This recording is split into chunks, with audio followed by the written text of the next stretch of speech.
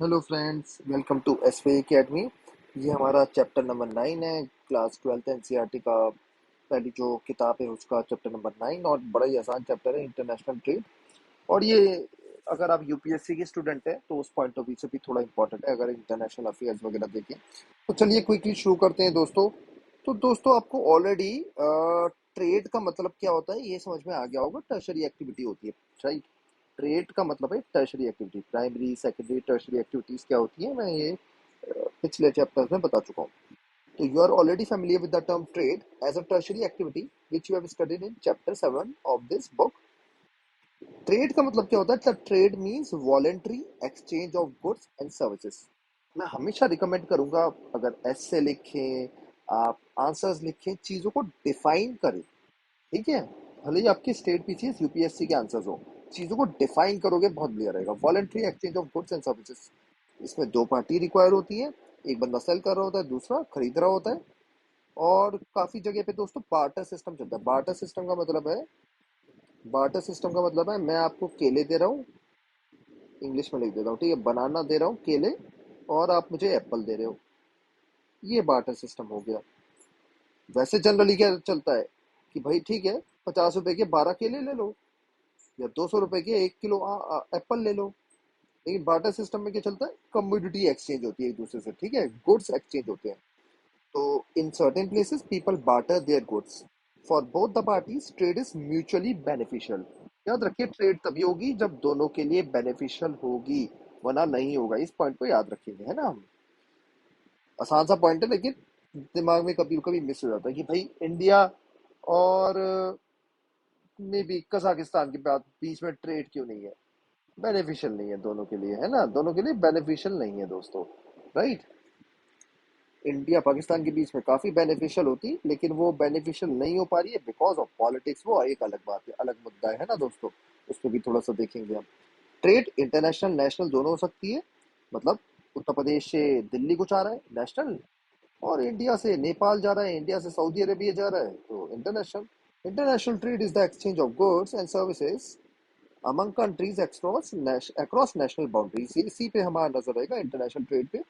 countries need to trade to certain countries need to trade to certain countries need to trade to obtain commodities they cannot produce themselves, or they can purchase elsewhere at a lower price। तो दोस्तों जैसे कोई एक example ले लेते हैं दोस्तों, कि इंडिया में लेट्स से एक एग्जांपल, यूरेनियम की कमी है। तो इंडिया को दोस्तों वो इंपोर्ट करना पड़ेगा कजाकिस्तान से, ऑस्ट्रिया से, है ना दोस्तों। इंपोर्ट करना पड़ेगा, है ही नहीं इंडिया के पास। लेकिन थोड़ा थोड़ा यूरेनियम है भी कहीं कहीं, है ना, कहीं कहीं जगह पे थोड़ा थोड़ा यूरेनियम है। अगर आपको पता है कि यूरेनियम कहाँ कहाँ मिलता है तो कमेंट सेक्शन में जरूर लिखिए इंडिया में। लेकिन उनको दोस्तों एक्सट्रैक्ट करना बड़ा कॉस्टली है, उससे अच्छा इंपोर्ट ही कर ले। ठीक है, दूसरी पॉइंट हो गई।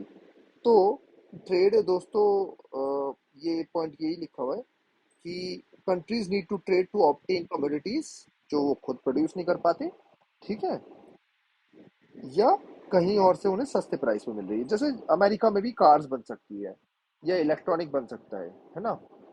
लेकिन वो इंपोर्ट करते हैं दूसरे कंट्रीज से, क्योंकि सस्ता पड़ता है वो।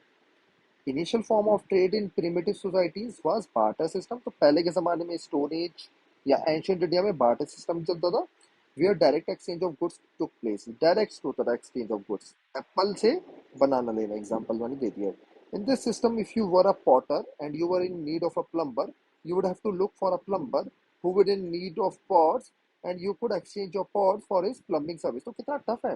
अगर आपको प्लम्बर चाहिए और आप पॉट बेचते हो, तो ऐसा प्लम्बर ढूंढना पड़ेगा जिसको पॉट खरीदने हैं, क्योंकि वही आप दे सकते हो, उसके अलावा और तो कुछ दे नहीं सकते, राइट। तो तभी आपको प्लम्बिंग सर्विस मिलेगी। आज भी दोस्तों बार्टर सिस्टम फॉलो होता है भारत में। भारत एक डाइवर्स नेशन है, यही यहाँ की ब्यूटी है। ये एक जगह जॉन बील मेला नॉर्थ ईस्ट में है। नॉर्थ ईस्ट बहुत ही वैरायटी वाली जगह है। Every January after the harvest season John bill Mela took place in जागी रोड। 35 किलोमीटर है गुवाहाटी से। दिसपुर कैपिटल है असम की, ठीक है, गुवाहाटी कैपिटल नहीं है, ये भी याद रखेंगे। It is possibly the only fair in India where border system अभी भी फॉलो हो रहा है। पता नहीं कोविड टाइम में अभी भी हो रहा है या नहीं हो रहा है। John bill Mela, a big market is organized during this fair and people from various tribes and communities आते हैं और एक दूसरे से अपना गुड एक्सचेंज करते हैं। बार्टर सिस्टम आज भी फॉलो हो रहा है। डिफिकल्टीज है बार्टर सिस्टम में, क्या डिफिकल्टीज है कमेंट सेक्शन में लिखो। राइट, नहीं लिख पा रहे तो यहाँ तो है ही। ठीक है, हमेशा ट्राई करा करो खुद आंसर लिखने की। The difficulties of barter system were overcome by the introduction of money. Barter system में दोस्तों इतना मुश्किल है ना यार, ये जैसे मेरे को प्लम्बर ही चाहिए तो ऐसा प्लम्बर ढूंढो जो पॉटर, जिसको चाहिए पॉट्स चाहिए, अदरवाइज तो मेरे पास आएगा ही नहीं। अब एप्पल और बनाना को कभी देना कितना मुश्किल है। अब कोई बोलेगा भैया तू मेरे को 12 बनाना दे, सामने वाला बोलेगा मैं 4 एप्पल दूंगा या 1 एप्पल दूंगा, इस पे बहस होती रहेगी। अभी तो फिक्स है ना दोस्तों कि 50 रुपए में 12 बनाना ले लो या 50 रुपए में 1 एप्पल ले लो, है ना। और काफी बार ऐसा भी हो सकता है कि कुछ कुछ हम चीजें प्रोड्यूस करें जिसका कोई एक्सचेंज करने को तैयार ही ना हो, है ना, जिसका कुछ एक्सचेंज करने को तैयार ही ना हो। जैसे हम बोले कि हम पालक उगाते हैं, कोई बोले हम पालक लेंगे ही नहीं, तो हमारा पालक तो वेस्ट जाएगा। राइट। बार्टर सिस्टम के बहुत सारी प्रॉब्लम्स हैं, और जो प्रॉब्लम्स हैं वो आप कमेंट सेक्शन में लिख सकते हो। इंट्रोडक्शन ऑफ मनी से ये प्रॉब्लम सॉल्व हुई है। In the olden times before paper and coin currency came into being, काफी सारे ऑब्जेक्ट्स थे मनी के बनने से पहले दोस्तों, काफी सारे ऑब्जेक्ट्स थे जिनको मनी की तरह यूज किया जाता था, जो जनरली रेयर होते थे। रेयर ऑब्जेक्ट्स को ही आप मनी की तरह यूज कर सकते हो, जो सबके पास हाथ में ना आ पाए। अगर सबके पास कोई चीज हाथ में आ जाए तो वो मनी हुई कहाँ, है ना। मैं बोलूँ पत्थर मनी है, तो पत्थर तो सबके पास है। राइट, सबके सबको मिल सकता है ना। तो पहले के जमाने में होते थे फ्लिंटस्टोन, ऑब्सिडियन, को कोवरी शेल्स, टाइगर्स पॉ, बताओ टाइगर के पॉज, है ना। वेल के टीथ, डॉग के teeth, skin, fur, cattle, rice, peppercorn, salt, small tools, copper, silver, gold. Gold तो रिसेंटली भी होता था। दोस्तों याद रखो डाइवर्स चीजें लिखी हैं, क्योंकि डिफरेंट डिफरेंट जगहों में डिफरेंट डिफरेंट चीज को फॉलो किया जाता था एज करेंसी। ठीक है दोस्तों, अब देखते हैं दोस्तों इस सैलरी का मतलब कहाँ से आया है, बड़ा इंटरेस्टिंग रहेगा। Do you know the word salary comes from the word Latin word salarium, generally salary सब लैटिन से ही निकल के आया है। उसका मतलब होता है पेमेंट बाय सॉल्ट। आप बोलोगे पेमेंट बाय सॉल्ट, ये तो कोई भी कर देगा, है ना।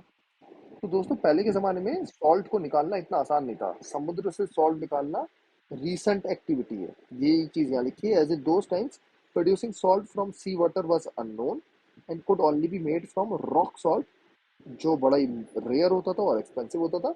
इसीलिए इसको एक पेमेंट मोड की तरह यूज किया जाता था। सलेरियम वर्ड बोलते थे कि पेमेंट बाय सॉल्ट। राइट, और वहीं से बड़ा है सैलरी। एंशियंट ट्रेड की, sorry, history of international trade पे आ जाते हैं। अब थोड़ा हमने एंशियंट पढ़ा, मॉडर्न टाइम्स पे आ गया। ये फिर से थोड़ा एंशियंट टाइम में लिखा है कि एंशियंट टाइम में लॉन्ग रूट पे ट्रेवल करना बहुत रिस्की होता था, तो ट्रांसपोर्ट काफी लोग करते नहीं थे। जैसे इंडिया से अमेरिका भेजना, पता चले रास्ते में ही लोग मर गए, है ना, कितना मुश्किल है। तो इससे अच्छा ट्रेड कर करो ही नहीं, पता नहीं कब पहुंचेगा, रास्ते में सामान खराब हो जाएगा, ये वो। तो ट्रेड जो था एंशियंट टाइम में लोकल मार्केट में ही रिस्ट्रिक्टेड था, या एक जगह से दूसरे कुछ किलोमीटर चले गए। People then spent most of their resources on basic necessities, foods and clothes. तो ज्यादातर लोग फूड एंड क्लोथ में ही एनर्जी लगाते थे, और वही ट्रेड ज्यादातर हुआ करता था। काफी जो रिच लोग थे दोस्तों, वो ज्वेलरी, कॉस्टली ड्रेसेस पहनते थे। इसके लिए लग्जरी आइटम की ट्रेड हुआ करती थी, कि ठीक है एक लग्जरी आइटम मैं अगर किसी कैपिटल में ले जाऊं, कि कैपिटल अगर दिल्ली है तो वहां मैं बहुत महंगी बेच दूंगा, इससे मेरा जो है 6 महीने का खर्चा निकल आएगा। तो वो फोकस रहता था। लेकिन रिच लोग लिमिटेड होते थे और वही पहनते थे। बाकी लोगों के पास पैसे की भी कमी थी। पैसा भी होना चाहिए, ट्रेड तो तभी होगी, है ना। अब श्रीलंका है, श्रीलंका में ट्रेड लिमिटेड है अभी। क्यों? क्योंकि पैसा ही कम है वहां पे। सिल्क रूट एक बहुत बड़ा एग्जांपल है, जो लॉन्ग डिस्टेंस ट्रेड हुआ करती थी, connecting Rome to China. 6,000 kilometre था नियरली, सिल्क रूट, है ना। The traders transported Chinese silk, Roman wool, precious metals and काफी valuable items from intermediate points in India, Persia and Central Asia. याद रखिए दोस्तों, सिल्क रूट जो है वो तो ठीक है, चाइना से लेके रोम तक है, लेकिन बीच बीच में इंडिया आता है, पर्शिया आता है, सेंट्रल एशिया आता है, तो वहां पे भी ट्रेड काफी फ्लरिश करता था। तो कुशाना टाइम्स में, है ना, कुशाना कनिष्का जिसके रूलर थे, काफी बढ़िया ट्रेड हुआ करता था ये भारत से होते हुए। जबकि ट्रेड देखो चाइना और रोम के बीच में, लेकिन ये इतना लंबा डिस्टेंस है कि बीच में जितने भी इंटरमीडिएट पॉइंट्स आ रहे हैं वो सब बेनिफिट होते थे। तो दोस्तों मिड मेडिवल पीरियड में, ठीक है, रोम जो था एम्पायर, वो डिसइंटीग्रेट हो गया था, and European commerce grew during 12th एंड 13th century, with the development of ocean-going warships, trade between Europe and Asia grew, and Americas were discovered. तो दोस्तों जब वैसे रोम एक बार डिसइंटीग्रेट हो गया था ये रोमन एम्पायर, तो उसके बाद ट्रेड को इम्पैक्ट पहुंचा था, ट्रेड ज्यादा अच्छे से हो नहीं रही थी। उसके बाद आप देखो तो एक काला युद्ध या डार्क एज आ गया था यूरोप में। फिर 13th और 12th सेंचुरी में दोस्तों चीजें बदलना शुरू हुई यूरोप में, लोगों को समझ में आई, अकल आई, और रेनेसा हुआ यहाँ पे। रेनेसा क्या होता है, मेरे हिस्ट्री के लेक्चर्स देखो। एनलाइटनमेंट हुआ, और दोस्तों साइंस का डेवलपमेंट हुआ, और ओशियन के थ्रू ट्रेवल करने लगे। और यूरोप और एशिया के बीच में पहले तो ट्रेड शुरू हुई ओशियन के बीच में, फिर अमेरिका भी डिस्कवर हुआ दोस्तों, और अमेरिका और यूरोप के बीच में ट्रेड खूब सारी होने लगी। 15वीं सेंचुरी ऑनवर्ड्स यूरोपियन कोलोनियलिज्म शुरू हुआ, कि हम कॉलोनी बनाएंगे एक जगह से दूसरी जगह। कि अमेरिका ने बोला, सॉरी, इंग्लैंड ने बोला मैं अपनी कॉलोनी इंडिया में बनाऊंगा, इंग्लैंड ने बोला मैं अपनी कॉलोनी श्रीलंका में बनाऊंगा। तो कॉलोनी और पेरेंट कंपनी के बीच में ट्रेड शुरू होगी। तो 15th century onwards European colonialism began, and along with trade of exotic commodities, a new form of trade emerged, which was called as slave trade. Slave trade का मतलब होता है आदमियों को भेजना एक जगह से दूसरी जगह, क्योंकि लेबर की जरूरत होती थी दोस्तों, लेबर की जरूरत। जैसे प्लांटेशन पे काम करना है, या जैसे लकड़ी काटनी है, तो वहां पे लेबर की जरूरत होती थी, तगड़े तगड़े आदमियों की जरूरत होती थी। वो तगड़े तगड़े आदमी लोग, ये जो गोरे लोग थे, यूरोपियन एंड अमेरिका वाले, ये अफ्रीका से आदमियों को खरीद के ले जाया करते थे, राइट। तो इसी को स्लेव ट्रेड कहते हैं। आई होप स्लेव ट्रेड आपको क्लियर हो गया, और बड़ी इनह्यूमन चीज थी। तो Portuguese, Dutch, Spaniards, British captured African natives, African क्योंकि तगड़े तगड़े होते थे, एंड फोर्सफुली उनको ट्रांसमिट करते थे एक नई जगह पे, जैसे अमेरिका में, for their labour in plantation. तो प्लांटेशन काफी ज्यादा अमेरिका में होता था, वहां पे करते थे, जैसे टी के लिए प्लांटेशन करना दोस्तों, उसमें काफी ये इस स्लेव्स को लाया करते थे, उनसे काम कराया करते थे। अब आप बोलोगे अमेरिका में क्यों नहीं ढूंढ लेते बंदे। अमेरिका में दोस्तों बंदे लिमिटेड थे, जो अमेरिका में बंदे गए थे वो यूरोप से ही गए थे, वो सब रिच थे। रिच लोग ऐसा काम नहीं करेंगे, राइट। एक तो इन्हें सस्ता लेबर चाहिए, और ऊपर से क्वांटिटी भी चाहिए, मतलब काफी सारे लोग चाहिए उनको। Slave trade was lucrative business for more than 200 years। ठीक है, स्लेव को बेचने में खूब फायदा होता था। बाद में लोगों को समझ आई ये तो इनह्यूमन एक्टिविटी है ना। जब तब जागे कि भाई ये अफ्रीकन काले हैं पर इंसान तो हैं। डेनमार्क में 1792, ग्रेट ब्रिटेन में 1807, यूनाइटेड स्टेट्स में 1808 में जाके स्लेव ट्रेड पूरी तरीके से बंद हो गई। ये देखो, slave to be sold and let by public auction, देखो पब्लिक ऑक्शन हो रहा है। 1829 में स्लेव बिक रहा है भाई, बताओ ये क्या हो रहा है। ये पूरा एडवर्टाइजमेंट दे रखा है, स्लेव ले लो। स्लेव ऑक्शन 1829 में, American slave auction advertise slaves for sale और temporary hire by their owners. ठीक है, फॉर सेल या temporary hire, buyers often paid as much as $2000 for a skilled healthy slave. $2000 में वो बंदा आपका हो गया, अब आपको जो कराना है उससे वो कराओ। Such auctions often separated family members from one another, many of hope never saw their loved one again. तो एक सैड स्टोरी, एक बंदे को अगर बेच देते थे वो अपने परिवार से हमेशा के लिए अलग हो जाता था, उसका मालिक उसे जैसे चाहता था वैसे रखता था। तो काफी एक सैड चीज है स्लेव के बारे में, है ना। वॉर हो जाएगी इसके लिए, 1860 में सिविल वॉर होगी अमेरिका में स्लेव्स को लेके, है ना। तो क्योंकि लोगों में समझ आ गई थी कि ये क्या हो रहा है, हम बर्दाश्त नहीं करेंगे, अमेरिका में सिविल वॉर हो जाएगी इसके लिए। पढ़ेंगे वो भी दोस्तों, मेरा सिविल वॉर का लेक्चर सर्च करो वर्ल्ड हिस्ट्री में। तो दोस्तों इंडस्ट्रियल तो दोस्तों इंडस्ट्रियल रेवोल्यूशन है। इंडस्ट्रियल रेवोल्यूशन का मतलब है मशीनों को यूज करके बहुत तेज मात्रा में प्रोडक्शन बढ़ा, कपड़ों का, अलग अलग चीजों का, जनरली कपड़ों का, कॉटन का देखा जाता है। ठीक है, और भी चीजें, डाई हो गया, स्टील हो गया, बहुत कुछ बनना शुरू हुआ। जनरली कॉटन देखा जाता है कि कपड़े बड़ी तेजी से बनने लगे, exponentially. After the industrial revolution the demand for raw materials like grains, meat, wool भी बढ़ी, but their monetary value declined in relation to the manufactured goods. तो ग्रेन, मीट, वूल की रिक्वायरमेंट्स तो बढ़ी, परंतु दोस्तों मैन्युफैक्चर्ड गुड्स जैसे clothes हो गए, या बड़े बढ़िया बढ़िया आपके गोल्ड के कुछ ज्वेलरी हो गई, उनकी ज्यादा इंपॉर्टेंस थी दोस्तों। ठीक है, manufactured good. Industrializations imported primary products such as raw material and exported value added finish products back to the non industrialization. इसका इंडिया का एग्जांपल ले लेते हैं। ये दोस्तों कोलोनियलिज्म में, तो इंडस्ट्रियलाइजेशन का मतलब है जिनमें इंडस्ट्रीज बड़ी बड़ी हैं, जैसे इंग्लैंड, वो रॉ मटेरियल इंपोर्ट करते थे और एक्सपोर्ट करते थे फिनिश प्रोडक्ट। इससे वहाँ पे इंडस्ट्रीज भी बनी, एंटरप्रीनरशिप भी बनी, उनकी बैलेंस ऑफ पेमेंट भी सही रहा। ठीक है, तो खूब लूटा इन्होंने कॉलोनियल कंट्रीज को। In the later half of the 19th century के लेटर हाफ मतलब 1850 के बाद, regions producing primary goods were no more important, and industrial nations become each other principal customers। तो दोस्तों 1850s के बाद जो चीज़ें बदली दुनिया में, ये शॉर्ट में ही समझाया गया है यहाँ पे, और मैं भी शॉर्ट में ही बताऊंगा। तो ये प्राइमरी गुड्स ये सब लेने की ज़्यादा इंपॉर्टेंस दिखी नहीं, मतलब ठीक है, क्योंकि उससे ज़्यादा बेनिफिट हो नहीं रहा था, राइट। उससे ज़्यादा इनको बेनिफिट दिख नहीं रहे थे। और थोड़ी सी इंडस्ट्रीज जो थी दोस्तों, वो कॉलोनियल कंट्रीज जैसे भारत थी, भारत में भी काफ़ी इंडस्ट्री सेटअप हो गई थी। तो इस टाइम में दोस्तों जनरली आप देखोगे कि ट्रेड होगी बिटवीन इंडस्ट्रियलाइज्ड नेशंस। ठीक है, मतलब स्टील एक बना रहा है, दूसरा जो है वो कुछ मे बी टैंक बना रहा है ना, कोई बंदूक बना रहा है, राइट। कोई कोई मैन्युफैक्चर्ड बना रहा है, कोई डाई बना रहा है, जर्मन डाई बन रही है दोस्तों, स्टील बन रहा है ना। ऐसे मतलब ये जो है आप देखो, ये बड़े बड़े काम होना शुरू होंगे। America, Japan, Russia, France, England, Germany, Italy, ये सब एक दूसरे के साथ ट्रेड करेंगे। ठीक है, तो ये वाली ट्रेड इस टाइम में काफ़ी ज़्यादा बढ़ जाएगी।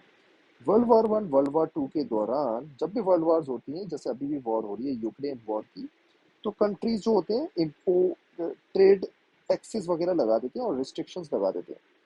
तो ये पहली बार दोस्तों लगाए गए थे वर्ल्ड वॉर 1 वर्ल्ड वॉर 2 के बाद। मतलब इसका मतलब ये है कि अगर मैं इंग्लैंड से कुछ ले रहा हूँ और मैं अमेरिका हूँ, तो इंग्लैंड से अगर कोई 100 रुपए का सामान है, तो मैं इस पर ड्यूटी लगा दे रहा हूँ 100% की। हाँ जी, 100% की। तो ये अमेरिका में 200 रुपए का बिकेगा। ठीक है, तो इस सामान की वैल्यू बहुत कम हो जाएगी, क्योंकि अमेरिका शायद इसे 150 रुपए में प्रोड्यूस कर पाए। ठीक है, तो अमेरिका वाले 150 रुपए का ले लेंगे, जबकि अगर आप देखो तो बेटर प्राइस इसकी थी 100 रुपए। ठीक है, लेकिन सिंस 100% ट्रेड ड्यूटी लगा दी, इंपोर्ट ड्यूटी, तो ये 200 रुपये का हो गया और महंगा हो गया।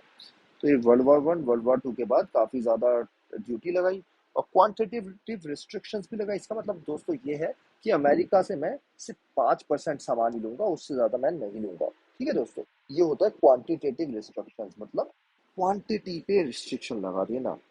During the post war period, मतलब वर्ल्ड वॉर 2 के बाद खत्म होने के बाद, काफ़ी सारी ऑर्गेनाइजेशन बनी, जैसे general agreement for tariff and trade, जो अब कहलाती है वर्ल्ड ट्रेड ऑर्गेनाइजेशन।